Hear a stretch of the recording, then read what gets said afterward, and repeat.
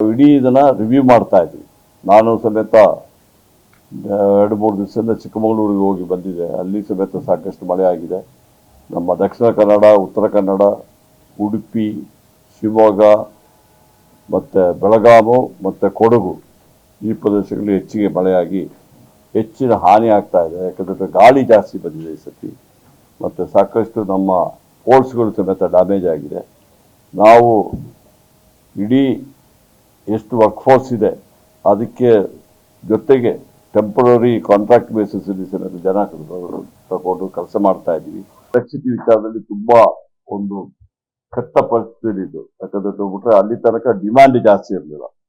ಒಂದೇ ಸತಿ ಡಿಮ್ಯಾಂಡ್ ಜಾಸ್ತಿ ಆಗಿತ್ತು.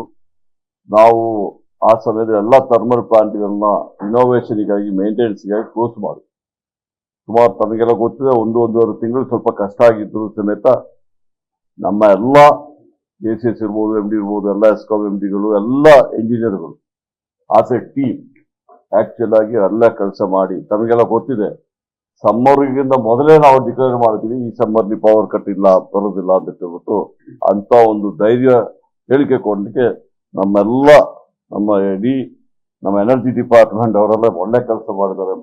ಒಳ್ಳೆ ಇದು ಹೇಳಕ್ಕೆ ಅದಕ್ಕೋಸ್ಕರ ದೇವರು ಸಮೇತ ನಮ್ಮಲ್ಲಿ ಈ ವರ್ಷ ಒಂದು ಕನಿಕರ ಇಟ್ಬಿಟ್ಟು ಒಂದು ಆಶೀರ್ವಾದ ಮಾಡಿದ್ದಾರೆ. ಎಲ್ಲ ನಮ್ಮ ರಿಸೋರ್ಸ್ ಸಮೇತ ಫುಲ್ ಆಗಿದೆ. ಈ ವರ್ಷ ಅಂತೂ ಯಾವುದೇ ರೀತಿಯಲ್ಲಿ ನಮಗೆ ತೊಂದರೆ ಬರದಂಗೆ ದೇವರು ಸಮೇತ ನಮಗೆ ಆಶೀರ್ವಾದ ಮಾಡಿದ್ದಾರೆ.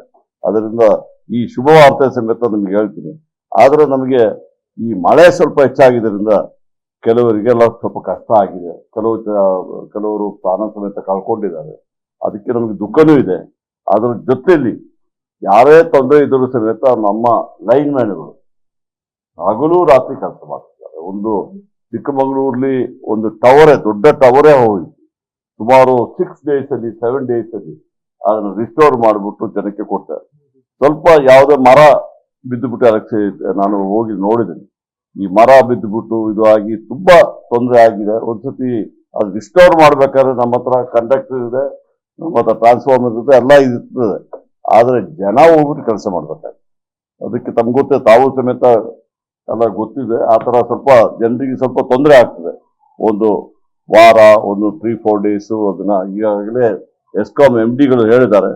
ಎಲ್ಲಿದ್ದರೂ ಸಮೇತ ಅವರಿಗೆ ವರ್ಕ್ಮೆನ್ ಶಾರ್ಟೇಜ್ ಇದ್ದರೆ ಇಮಿಡಿಯೇಟ್ ಆಗಿ ತಗೊಳ್ಳಿ ಅಂತ ಹೇಳಿದ್ರೆ ಅದಕ್ಕೆ ನಮ್ದೇನು ಬೇಕಾಗಿಲ್ಲ. ಎಮರ್ಜೆನ್ಸಿ ಇದೊಂದು ತಗೊಳ್ಳಿದ್ದು ಸಮೇತ ಆದೇಶ ಕೊಟ್ಟಿದ್ದೀವಿ. ಅದಕ್ಕೆ ನೀವು ಸಮೇತ ನಿಮ್ಮ ಮಾಧ್ಯಮದ ಮಿತ್ರರಿಗೆ ಸಮೇತ ನಾನು ನನ್ನ ಅಭಿನಂದನೆಗಳು ಮತ್ತು ವಂದನೆಗಳು ಹೇಳ್ತೀನಿ. ನೀವು ಸಮೇತ ನಮಗೆ ಸಹಕಾರ ಮಾಡಿದ್ದಾರೆ.